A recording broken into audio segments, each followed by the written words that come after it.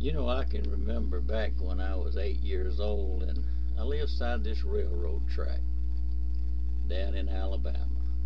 Train would go by every day. I used to lay pennies out on that track and let the iron wheels mash 'em.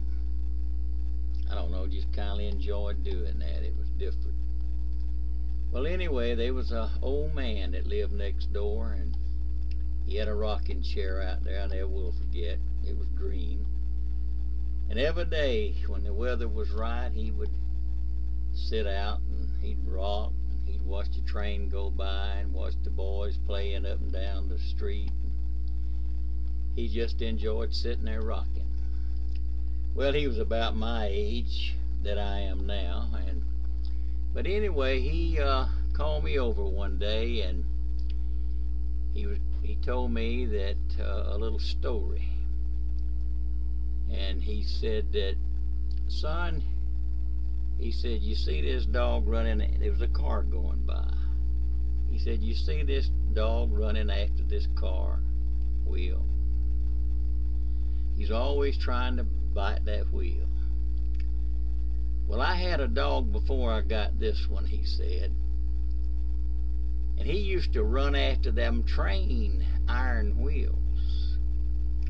And one day he was running after that wheel on that old big train, that iron wheel. And his tail was wagging, and it got underneath the wheel, one of the other wheels, and it ran over his tail. And like a dog does, when his tail got mashed, he turned his head around, and the train knocked his head off, and it killed him. And he said, son, there's a moral to this story, and I hope you're listening good.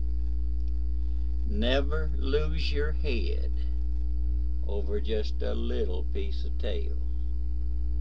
And you know, I didn't listen to him, but I wish I had. I'd have probably been a rich man today. But, you know, that's the way life is. And I hope that if anybody's listening to this, that they get the story, and it can sink in their head. Don't lose your head over just a little piece of tail.